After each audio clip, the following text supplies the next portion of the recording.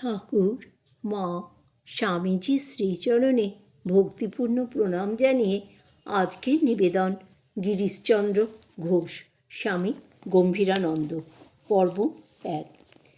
শ্রীযুক্ত গিরিশচন্দ্র ঘোষ মহাশয় বঙ্গ সমাজে প্রধানত মহাকবি, নাট্যকার ও নটবলিয়ায় প্রসিদ্ধ, কিন্তু শ্রীরামকৃষ্ণ সঙ্গে তিনি একনিষ্ঠা ভক্তি ও ঠাকুরের অহৈতুকী কৃপার অপূর্ব নিদর্শন।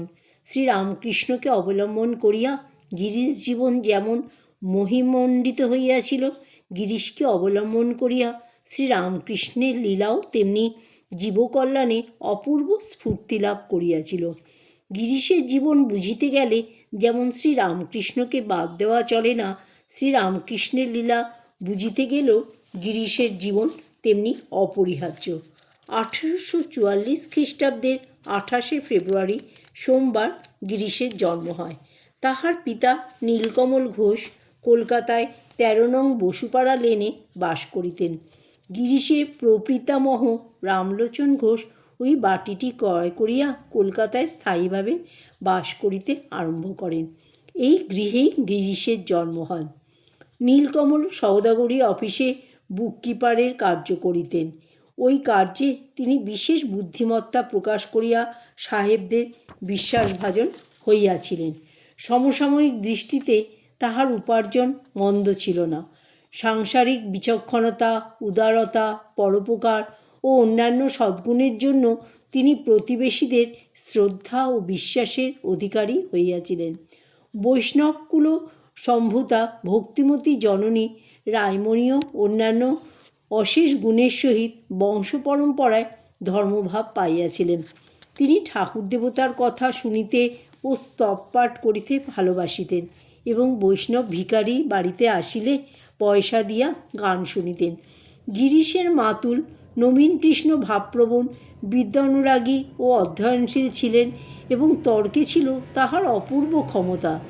জ্যেষ্ঠ তাতো রামনারায়ণের অমায়িকতা ও আমোদপ্রিয়তা পাড়ায় সুবিদিত থাকিলেও তিনি সুরাসক্ত ছিলেন। গিরিশ উত্তরাধিকারী সূত্রে এই সকলের গুণাগুণই লাভ করিয়াছিলেন।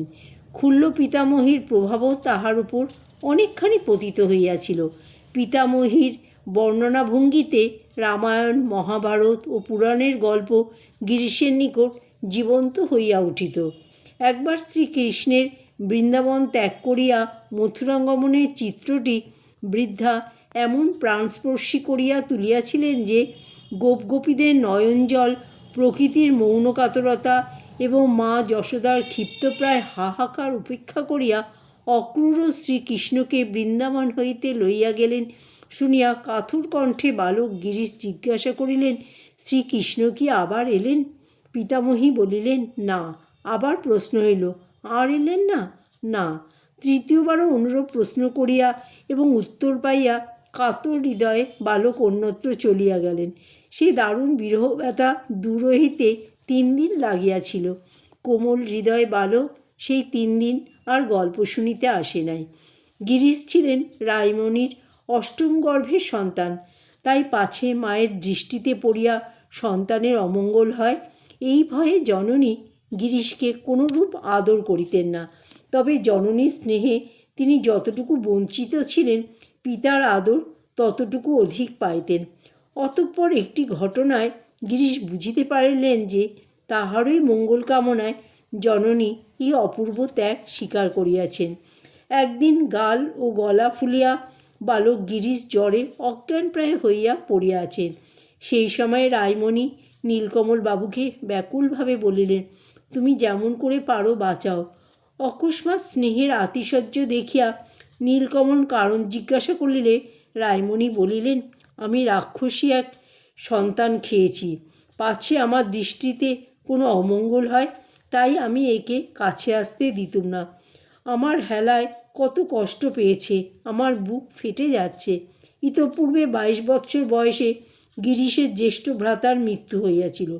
জননীর পূর্ণ স্নেহে বঞ্চিত থাকার আর একটি কারণও ছিল। পুত্র প্রসবের পর রায়মণি সূতিকা রোগে শয্যাশায়িনী হন এবং মাতৃস্তনে বঞ্চিত গিরিশ এক বাগদি মেয়ের স্তন্যপানে বাধ্য হন। জননী অতঃপর দীর্ঘদিন ধরাধামে ছিলেন না। গিরিশের 10 বৎসর বয়সে তিনি ইহলোক ত্যাগ করেন। গিরিশের বাল্যজীবনের শিক্ষা দীক্ষা সাধারণ গতিতেই অগ্রসর হইতেছিল। বিশেষ এই যে পিতার আদরের দুলাল গিরিশ বয়োবৃদ্ধির সঙ্গে সঙ্গে বড়ই আবদারে হইয়া উঠিতেছিলেন। যেখানে বাধা পাইতেন সেখানেই তাহার অশান্ত ভাব দ্বিগুণ শক্তিতে আত্মপ্রকাশ করিত। যুজুর ভয় দেখাইলে তিনি যুজুর সহিত সাক্ষাৎ করিতে অগ্রসর হইতেন। পুত্রের এই প্রকৃতির পরিচয় পাইয়া পিতার সম্ভব ক্ষেত্রে মোটেই বাধা দিতেন না। গৃহদেবতা শ্রীধরকে নিবেদন করিবেন মনে করিয়া জ্যাঠাইমা বাগানের প্রথম শশাটি কুটোবাধা করিয়া রাখিয়াছেন। গিরিশের উহাই খাইবার ইচ্ছা হইল। তাই পিতার বাড়ি ফিরিবার পূর্বে কান্না শুরু করিলেন। তেষ্টা পেয়েছে, জল খাবার তেষ্টা নয়, বা বাজারের শশা খাবার তেষ্টা নয়, খিড়কির বাগানের শশা খাবার তেষ্টা। বাবার আদেশে শশা গিরিশের হাতে আসিল। জ্যাঠাইমা দেবরকে বারণ করিলে নীলকমল উত্তর দিলেন, বালক যার জন্য এত করে কাঁদছে শ্রীধর কি তা তৃপ্তি করে খাবেন? হাতে করে হইবার পর গিরিশ বিদ্যালয়ে গেলেন। কিন্তু প্রকৃতি চালিত পুত্রকে স্নেহপ্রবণ পিতা ক্রমে এক বিদ্যালয় হইতে অন্য বিদ্যালয়ে সরাইতে থাকায় পুত্রের বিদ্যাভ্যাস অতি মন্থর গতিতে চলিতে লাগিল। তবে সৌভাগ্যের বিষয় এই যে বিদ্যালয়ের পাঠাভ্যাসকালেই তাহার সাহিত্যপ্রীতি উদ্বুদ্ধ হইয়াছিল। কবি ঈশ্বরচন্দ্রের নাম শুনিয়া তিনি কবিতা রচনায় মন দিয়াছিলেন এবং গুপ্ত কবি সংবাদ প্রভাকরের গ্রাহক হইয়াছিলেন। হাফ আঁকড়াই, কথকথা, রামায়ণ গান ইত্যাদির প্রতি তাহার একটি স্বাভাবিক আকর্ষণ ছিল। কবিকঙ্কন, চণ্ডী, অন্নদামঙ্গল, পুরাণ ইত্যাদি গ্রন্থ তিনি বাড়িতে বসিয়া পড়িতেন। মোটের উপর বলা যাইতে পারে যে তিনি এই সময়ে হিন্দুর ধর্মজীবন ও ধর্মভাবের সহিত ক্রমে সুপরিচিত হইতেছিলেন। কিন্তু মনে হয় যে ইহাতে তাহার কবিকল্পনার পরিপুষ্টি ঘটিল। তিনি ইহার আধ্যাত্মিক আহ্বানে আত্মবিসর্জন দিতে কখনো প্রস্তুত ছিলেন না। জয় ঠাকুর, জয় মা, জয় স্বামীজি।